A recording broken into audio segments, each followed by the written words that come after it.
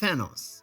He's an Eternal, born on Saturn's moon Titan, but a rare deviant gene mutation gave him immense strength and rigid, monstrous appearance. And this made him an outcast from birth. Obsessed with death and decay, he eventually fell in love with death itself, literally, and made it his life's mission to impress her. And that obsession pushed him from raiding ships to wiping out entire civilizations. He began by destroying his homeworld of Titan with weapons he built himself, then wandered the universe, killing billions simply to count the dead. And his most infamous moment comes in the 1991 Infinity Gauntlet storyline, where he collects all 6 Infinity Gems and snaps his fingers, erasing half of all life in the universe. All of that just to win Death's approval. The act wipes out trillions, and when Earth's heroes fight back, he defeats even cosmic gods before losing everything to his own pride, and a clever move by Nebula. Later stories show he never stopped. In Annihilation, Infinity, and Thanos wins, he wipes out the Avengers, becomes King Thanos, in a universe where nothing else is left alive.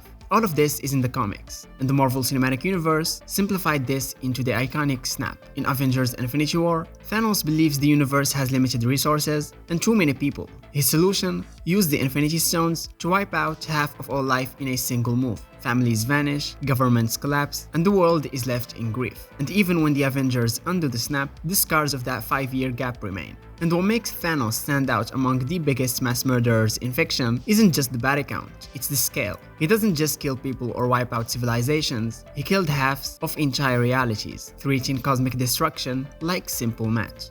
Eren Yeager. His life begins as a refugee child in a walled city who swears to wipe out every last Titan. After watching his mother die, over the next 4 years, he inherits both the attack and founding Titan powers, discovers that the Titans are aliens exiled by the outside world, and realizes the global superpowers plan to annihilate his island parody. Convinced that diplomacy will fail, and haunted by future memories granted through the paths, Eren decides that the only way his friends can live long peaceful lives is if the rest of the world cannot threaten them. And to achieve that end, Eren Yeager takes control of the founding Titan and triggers the Rumbling, a catastrophic march of around 600,000 colossal Titans hidden within the walls, and these massive creatures stomp across the planet, creating shockwaves and boiling steam that wipe out everything in their path. Within just a few days, cities, armies, and entire landscapes are crushed, resulting in the death of about 80% of humanity. At the front of this apocalypse is Eren himself, piloting a towering skeletal version of the founding Titan, unstoppable even against global military forces, and even his closest friends, like Armin and Mikasa, are horrified by the scale of destruction. Eventually,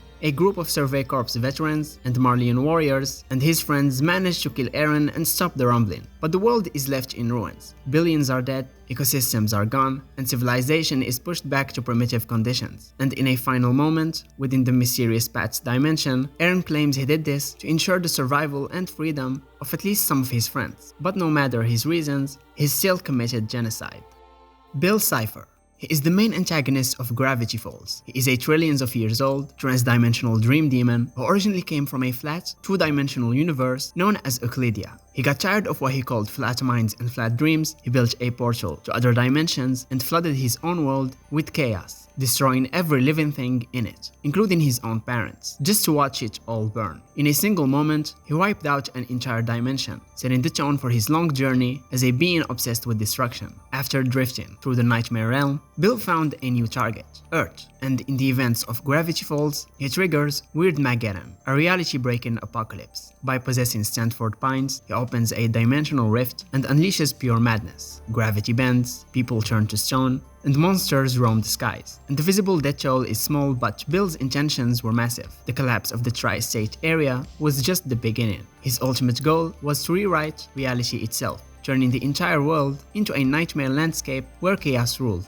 Cipher wraps time, erases minds, destroys bodies, and mocks the very idea of order. He claims to have already destroyed entire realities, not for power or revenge, but because chaos and extinction are his form of art. If the heroes hadn't stopped him, Earth would have been just another canvas for his cosmic vandalism. So he may look cartoonish, but his actions place him amongst fiction's most dangerous mass murderers. Atreidis. He is the main protagonist of Dune, the iconic science fiction novel by Frank Herbert, and a central figure in its sequels. Born as the heir to House Atreidis, Paul is the son of Duke Leto Atreides and Lady Jessica. His story begins when his family takes control of the desert planet Arrakis, the only source of the spice melange, the most valuable substance in the universe. And this sets the stage for one of fiction's largest body counts the moment he topples House Corino in Dune. After rising to power as Emperor, With the support of the Freemen and his status as a prophesied messiah, Paul Atreidis, now called Muad'Dib, becomes trapped by his own legend. Anyone who opposes his rule is seen as an enemy of the divine, and the deeply religious Freemen launch a galaxy-spanning holy war in his name. Paul sees this future in his prophetic visions, but allows it to happen, believing that trying to stop it would only lead to something even worse. This war, known as the Jihad, lasts around 12 years and devastates the galaxy. Freeman warriors ride giant sandworms through spaceports, entire armies like the Sardaukar are wiped out, and rebellious noble houses are completely erased. By Paul's own estimate in Dune Messiah, around 61 billion people are killed, with billions more wounded, enslaved, or displaced, making the death toll one of the highest in all of fiction. The fact that he knew all this was gonna happen is what makes it more disturbing. His ability to see the future gave him full awareness of the bloodshed to come, yet he chose not to interfere, trapped by what he called the terrible purpose of his visions. He believed the jihad couldn't be stopped, only endured. In the end, he's left broken by guilt, stripped of full control by the religion built around him. Paul disappears into the desert, leaving behind a fractured empire, a traumatized sister, and a son, destined to continue a darker path. Omni-Man. He first appears as Earth's greatest superhero, but readers or watchers of Invincible soon discovers he's actually a soldier for the Veltrum Empire. This empire, forged through a eugenics campaign that killed 99% of its own population, is built on domination. For centuries, Nolan has been sent to prepare planets for conquest by gaining their trust. On Earth, that meant marrying Debbie Grayson and having a son, Mark aka, whose eventual role was to help lock the planet under Voltramite control. And long before coming to Earth, Nolan had already helped wipe out worlds like Thraxa and fought in wars that depopulated entire galaxies. His mask drops during the infamous Guardian Massacre, when he ambushes and slaughters Earth's top superhero team in minutes. Nolan later admits to killing millions during past missions and brags that Voltramites have committed genocide across the galaxy just to maintain control over their empire's many planets. And when Mark refuses to join him, Nolan unleashes hell on Chicago, coldly justifying it as necessary while mocking human life as meaningless in the long run. Though Omni-Man eventually turns against the Voltrum Empire and helps lead the war to overthrow it, his hands remain soaked in blood, and even his redemption involves commanding armies. Omni-Man's kill count eventually climbs into the thousands or even the millions. Well, there isn't an official number, but he destroyed an entire planet at one point. Vegeta.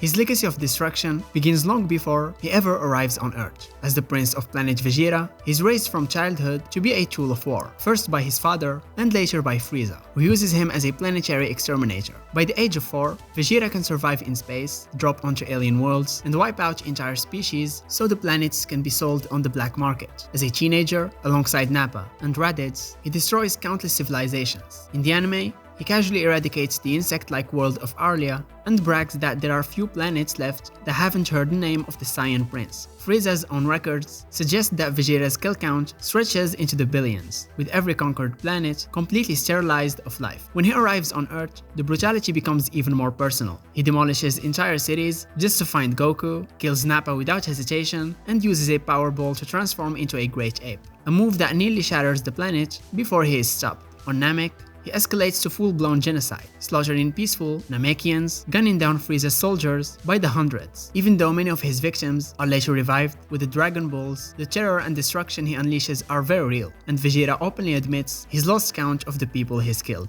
His redemption arc, starting during the Android saga and culmination in his self-sacrifice against Majin Buu, doesn't erase that history. In fact, when he blows himself up in the World Martial Arts arena, it's portrayed as a moment of atonement.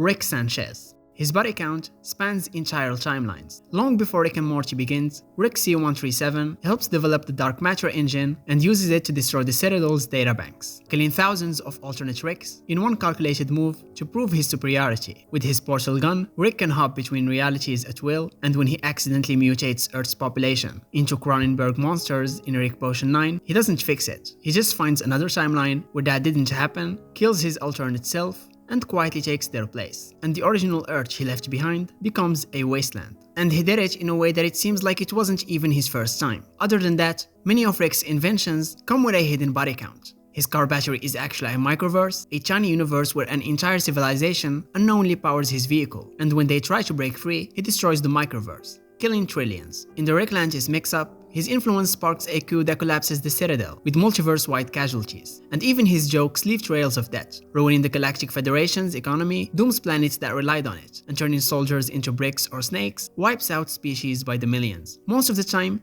he causes genocide simply because he's bored, distracted, or chasing a clever solution to a problem he created. He doesn't care about consequences, and when Unity tells him she had to cleanse her hive mind after being with him because he systematically killed infinite men and women, Rick doesn't even blink. It's just another day for the universe's smartest man. And that's what makes Rick Sanchez one of fiction's most dangerous mass murderers. Not just the scale of destruction, but the fact that he sees none of it as meaningful. To him, entire worlds are just collateral damage in a cosmic science fair.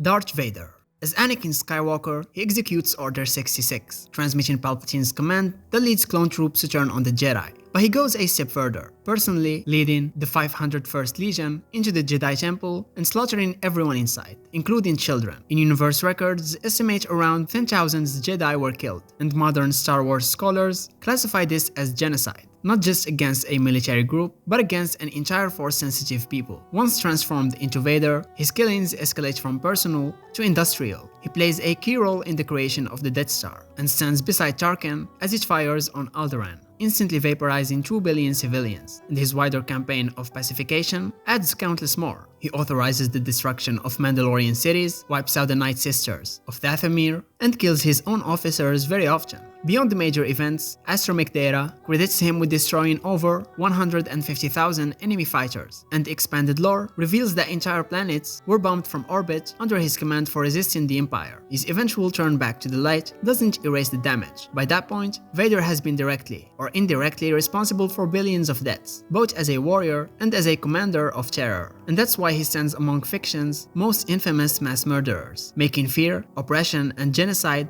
the tools of his rule across the galaxy. I could say the same about Palpatine. After all, he's the mastermind behind the Empire, but I'll save that for another video.